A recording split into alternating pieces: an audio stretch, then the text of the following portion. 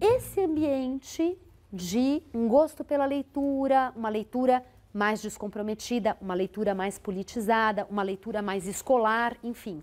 A coisa aí era diversificada, havia espaço para todo tipo de leitor e todo tipo de publicação, mas o que é importante é que a Argentina vai criando um mercado de leitura, um mercado editorial importante no início do século XX. E esse mercado editorial, como eu já disse a vocês, vai ser explorado por iniciativas como essa da Biblioteca de la Nación, que publica livros de capa dura, lombada bonita, livros, enfim, que tinham uma respeitabilidade, há sempre um coordenador da coleção que escolhe o que cabe, o que não cabe, e livros que se voltavam sobretudo aos setores médios, que compram o livro também pelo seu valor simbólico, eram livros comprados por assinatura. Você recebia um por semana, podia comprar também nas bancas de jornal, chamadas de quiosques na Argentina, e esses quiosques foram se tornando parte da paisagem urbana. E lá se vendiam livros, revistas infantis. Então, muito rapidamente, a oferta desses impressos se tornou abundante e diversificada. Era como se os editores pudessem escolher os seus nichos, para que leitores eles vão vender o quê. Para as crianças, por exemplo, surgiu uma revista chamada Biliken, ou como dizem os portenhos, Bijiken, porque é com 2 L's, que era uma revista muito graciosa, com uma proposta muito interessante para leitores infantis. Havia revistas para mulheres, falando do que era ser uma mulher moderna, do que eram os novos artefatos para facilitar o serviço doméstico, o que era essa mulher agora que não precisava mais passar o seu dia inteiro se acabando para esfregar uma roupa, enfim. Que artifícios a modernidade oferecia para esses novos hábitos, ou seja, a Beatriz Sarlo tem um livro bacana sobre isso também, chamado Buenos Aires, uma modernidade periférica, e outro especificamente sobre a questão das leitoras femininas em Buenos Aires nesse período, mostrando também como a educação criou leitores e esses leitores criaram um mercado que fomentou a indústria dos jornais, das revistas, dos livros.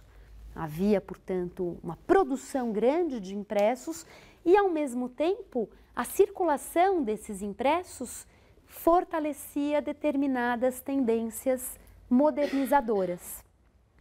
Esses impressos traziam muitas vezes imagens que reforçavam essa identidade de uma cidade moderna, de uma cidade cosmopolita, de uma cidade com novos hábitos. Então, isso também fez parte desse impacto de leis de educação que o Sarmiento concebeu lá atrás, na década de 1870, e que foram sendo de fato implementadas e tiveram desdobramentos muito importantes para a criação desse circuito cultural. A ponto de, para terminar esse argumento, a ponto de se considerar na historiografia de maneira geral, vários autores, que os escritores, os intelectuais argentinos, já muito cedo, não mais dependeram do Estado para sobreviver, não mais dependeram dos mecenas para sobreviver, porque eles podiam viver do mercado. E isso teria dado aos intelectuais e aos escritores argentinos uma autonomia maior do que no caso do Brasil, por exemplo, onde o mercado de leitores era sempre muito rarefeito e os intelectuais dependiam, portanto, de apoio de mecenas privados ou de políticas públicas para conseguir se manter, porque ninguém vive de ar, então, ou tinham um emprego público e escreviam nas horas vagas. É muito interessante o impacto disso, o impacto, então, da criação desse circuito cultural que a população, leitora, as bancas de jornal, as livrarias e essa população que comprava impressos dos mais diversos preços, desde a Biblioteca de la Nación, que era uma coisa mais glamurosa, até livros muito baratos que falavam de coisas folclóricas, Martim Fierro, por exemplo, até textos políticos mesmo sobre Revolução Russa e questões socialistas que falavam disso e eram vendidos a preços muito acessíveis nas bancas de jornal. Bom, para terminar agora, então, volto ao início do século XX, quando esse cenário de uma educação que vai, de alguma forma, incorporando esses setores populares a uma nova ordem. Por outro lado, essa tensão entre os imigrantes, dos conventilhos, a ausência de leis trabalhistas e, por outro lado, essas oligarquias ricas, prósperas e também muito snobs, segundo a literatura da época. Isso tudo foi tendo desdobramentos vários. Eu vou aqui sublinhar algumas coisas que eu gostaria que vocês tivessem em mente. Ajudam depois a pensar a história da Argentina no século XX, que não vamos fazer agora.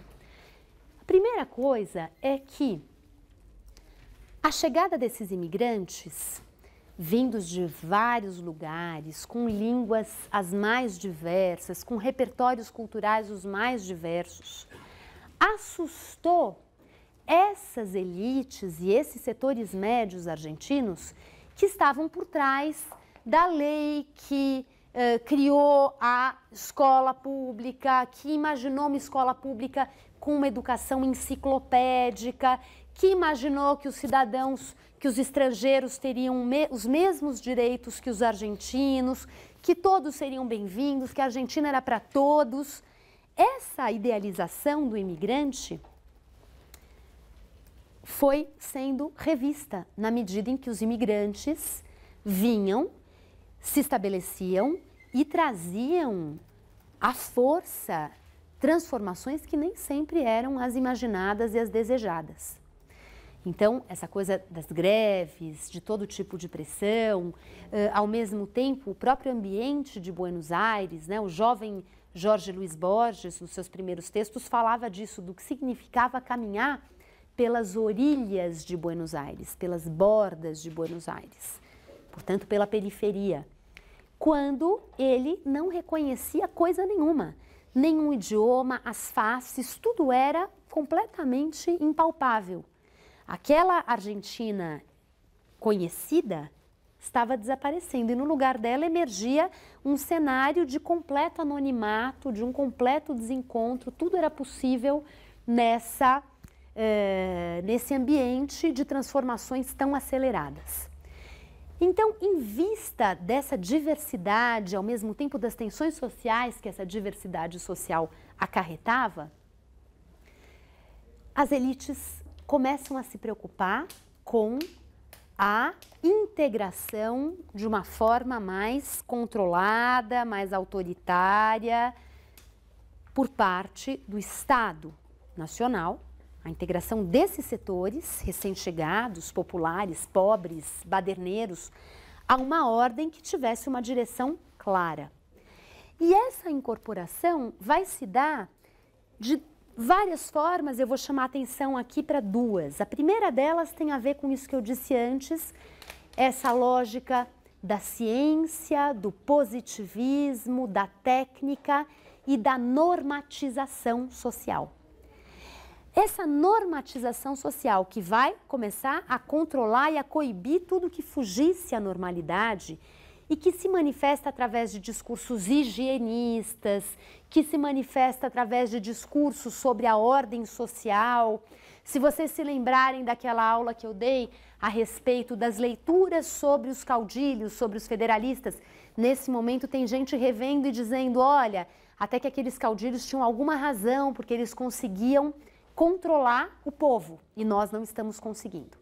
Então, esse viés positivista que procurou afirmar o controle do Estado sobre os setores populares se manifesta, sobretudo, através da chamada geração de 1880. E eu já falei dela rapidamente em uma aula anterior. Essa geração de 1880 foi uma geração de intelectuais muito inclinados ao positivismo e uma geração que esteve muito afinada com o governo do general Julio Argentino Roca. Então, o general Roca é o grande homem da política nesse momento e esses intelectuais o cercam, ajudando a oferecer soluções para esse ambiente de uma certa desintegração social. Nesse momento, o principal problema é o de afirmar a ordem, de afirmar a coesão social. E essa escola, que então formaria cidadãos para o mundo, cidadãos, enfim, cosmopolitas, essa escola vai incorporando muito dessa preocupação com a ordem, com a coesão, com a hierarquia. E faz parte desse objetivo de construir a coesão social, afirmar a identidade nacional. Então, a identidade nacional vai acompanhar o horizonte desses grupos que buscam coesão e ordem, mas ainda esse tema não é absolutamente central. Ele vai se tornar central no segundo momento que eu vou descrever aqui para vocês. Ele não é ainda tão central porque ainda existe aqui uma idealização muito grande por parte dessas elites dos anos 80, 90, do iniciozinho do século XX, por parte desses intelectuais positivistas, dentre os quais o Hossein Renieros, que fez o Código do Trabalho. Existe ainda uma idealização forte por parte deles do modelo europeu, do modelo, sobretudo, francês. Então, são eles que querem uma catedral neoclássica, são eles que querem o Teatro Colón completamente povoado do que há de melhor na cultura europeia. Para eles, enfim, o bom é o modelo francês. E a coesão social, de alguma forma, ela ainda está muito pautada em uma idealização do referencial francês. É claro que a coesão e a ordem, a coesão, de alguma forma, tem que buscar também o que é essa Argentina, o que é a argentinidade, mas isso ainda se manifesta em um segundo plano. É como se a coisa estivesse ali se gestando, mas ainda o olhar para fora, a busca do referencial externo, prevalece. Num segundo momento, ainda de república oligárquica, ainda um segundo momento em que o voto é aberto, em que essas oligarquias estão no poder, fraudam eleições, fazem o que querem e se mantêm no poder, fortes. Mas ainda nesse segundo momento, que é um segundo momento identificado ao período das comemorações do centenário da independência. O centenário da independência se comemora a partir de 1910 até 1916, porque vocês se lembram que a independência da Argentina começou com a Junta de Governo de Buenos Aires em maio de 1810, que cria a junta, enfim, de alguma forma estabelece essa condição de autonomia, mas a independência formal só é proclamada em 1816. Então, a comemoração do centenário da independência tem uma amplitude que corresponde ao curso do movimento de independência. Durante as celebrações pelo centenário da independência, mais do que nunca, aí sim emerge essa questão da identidade nacional com todo o vigor. Emerge por muitas iniciativas que vão se entrecruzando e vão transformando aquilo em algo absolutamente central. Uma dessas iniciativas, o presidente do Conselho Nacional de Educação, o presidente do Conselho Nacional de Educação, o Conselho Nacional de Educação era como um ministério da educação na Argentina, um positivista chamado Ramos Mejía, ligado ao Roca, ligado a essa geração de 80, o Ramos Mejía encomenda a um intelectual chamado Ricardo Rojas um relatório a respeito do ensino de história nas escolas argentinas. E o Ricardo Rojas, então, que depois professor importante da Universidade de Buenos Aires, um intelectual de grande calibre, muito respeitado, faz um percurso por escolas da Argentina, produz esse relatório. Esse relatório se chama A Restauração Nacionalista. Ele, na verdade, é publicado já nas preparações, no momento de preparação das celebrações em torno do centenário. Ele é publicado no ano de 1909. E essa obra, que é o relatório chamado A Restauração Nacionalista, é uma obra alarmada. Alarmada com a situação que o Ricardo Rojas observa nas escolas, onde ele percebe que se ensinava a história da Itália e de Garibaldi, em que se ensinavam o hino da Alemanha e os símbolos pátrios alemães e nada da Argentina. Havia mesmo escolas em que o idioma usado corrente não era o espanhol. Ou seja, a Argentina era uma ideia dispersa, ausente do repertório desses alunos que passavam pela escola primária naquele país. E a obra do Ricardo Rojas é um marco de uma preocupação que aparece com muita força nesse momento, de que a escola cumprisse o papel de nacionalizar o tecido social, de nacionalizar os filhos de imigrantes. E é em torno desses anos, então, que a escola faz um esforço enorme para fomentar o ensino de história argentina, para fomentar a leitura de livros escolares que falassem dos heróis nacionais argentinos, que falassem do compromisso do imigrante com a pátria. Tem um conto de uma autora popular nesses anos chamada Ada Maria Elflein, em que ela conta a história de imigrantes alemães que se estabelecem no campo e têm 3 filhos. E há um momento em que o filho mais velho é recrutado para lutar numa guerra argentina, fictícia. Ele luta e morre. O segundo filho é recrutado, vai e morre. O terceiro filho é recrutado, vai e morre. E o que faz a mãe alemã? Agradece ainda assim a pátria argentina que os recebeu de braços abertos e acolheu esses imigrantes. E, enfim, o sangue derramado merecia, fazia jus à grandiosidade desse projeto incorporador de uma Argentina forte que nascia naquele momento. Então, enfim, a educação argentina assume uma nova perspectiva que é a de fortalecer o ideário nacional. E essa preocupação com o nacional vai se manifestar de várias formas nesse momento. Se faz uma grande pesquisa sobre o folclore popular. Essa pesquisa vai render entrevistas feitas com a população em todas as províncias do país. Enfim, são muitas as iniciativas e que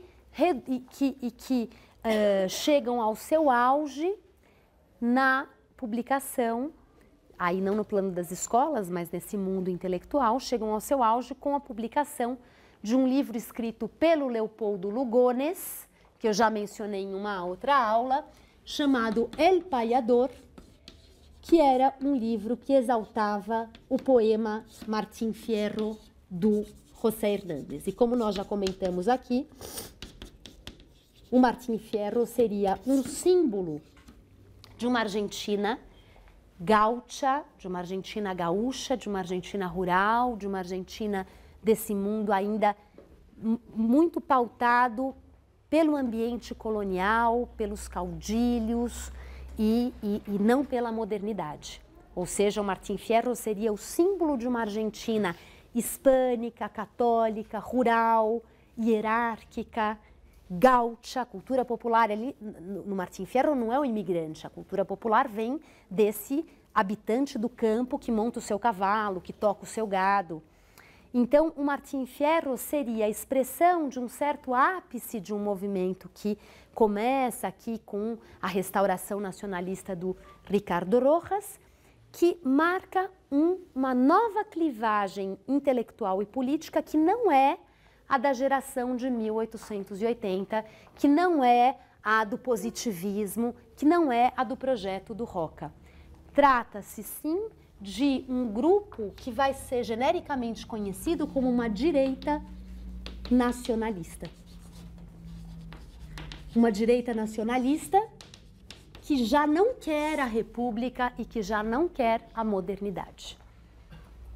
Que pensa na Argentina olhando para o passado. O ideal da Argentina foi atropelado, foi varrido por essas transformações todas. A verdadeira Argentina tem que ser resgatada porque ela ficou lá no Martim Fierro, ficou lá na zona rural do século XIX. Então vejam só que interessante. Isso não significa que quando o Ricardo Rojas escreve a Restauração Nacionalista, quando a celebração pelo centenário da independência caminha nessa direção, que todo o resto tenha ficado em segundo plano. Pelo contrário, e agora para terminar, pelo contrário, na verdade, a associação dessa nostalgia em relação às origens da pátria argentina, o apego a um referencial identitário nacional que voltava as costas ao que era cosmopolita, ao que era europeu, ao que era estrangeiro, o que importava era o nacional. Essa perspectiva vai ganhando força e dando origem a esse grupo da direita nacionalista, especialmente no momento em que, no ano de 1916, portanto, o mesmo ano em que se comemorava de fato a independência, 100 anos da independência nacional argentina, o mesmo ano em que o Sarmiento publica El Payador, bajuladíssimo, né, pela, enfim, a genialidade dessa obra que recupera o Martim Fierro como símbolo nacional, nesse mesmo ano foi eleito um partido de oposição na Argentina. E esse partido de oposição foi um partido que trouxe à presidência da República um homem chamado Hipólito Yrigoyen. Já ouviram falar dele? E o Hipólito Yrigoyen governou a Argentina por um mandato, fez o seu sucessor e no seu segundo mandato foi derrubado por um golpe militar que teve o apoio da direita nacionalista. O Yrigoyen foi candidato pelo partido União Cívica Radical. E a União Cívica Radical surgiu no final do século XIX justamente por obra daqueles que se opunham a essas oligarquias que faziam parte da entourage do entorno do general Roca. A União Cívica Radical era um partido que congregava setores médios, que congregava inclusive setores das elites dissidentes ao partido do Roca e, de alguma forma, a União Cívica Radical também congregava trabalhadores, setores populares, em menor escala, mas também havia abertura para esses setores populares nesse partido que confrontava as oligarquias. No ano de 1912 foi aprovada uma lei na Argentina, a Lei Sáenz-Pena, que instituiu o voto secreto. O voto deixou de ser aberto. E graças à Lei Sáenz-Pena, nas eleições presidenciais seguintes, o partido de oposição, a União Cívica Radical, venceu as eleições. Ou seja, a chegada da União Cívica Radical ao poder, de alguma forma, foi a expressão de como esses grupos que vinham também crescendo junto com a modernização, ganharam força e conseguiram, então, pelo menos naquele momento, desbancar as oligarquias. Para encerrar, uma reflexão que está em vários autores, entre eles um autor que eu gosto muito, chamado Ángel Rama, que era um crítico literário uruguaio, morreu há vários anos já num acidente de avião. Ele que foi o organizador da Biblioteca Ayacucho, que eu comentei com vocês várias vezes, né, que reúne esses documentos, essas grandes obras literárias também latino-americanas, clássicas. O Ángel Rama tem um livro em que ele reflete sobre a natureza dessa modernidade argentina da virada do século XIX para o XX. Um livro chamado A Máscara da Modernidade. E a tese que permeia esse livro é de que essa modernidade, sem dúvida alguma, promoveu transformações drásticas nesse tecido social, transformações drásticas no âmbito da cultura, em vista da educação, desse mercado editorial, desse mercado de leitores, de intelectuais e escritores que têm força porque existe um mercado editorial também vigoroso.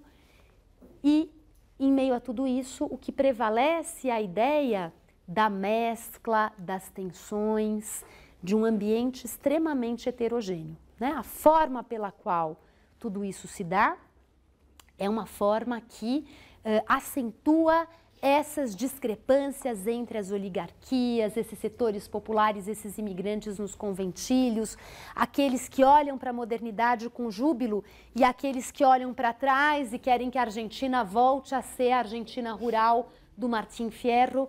Então, o Ángel Rama chama a atenção para essas contradições que marcam a modernidade argentina.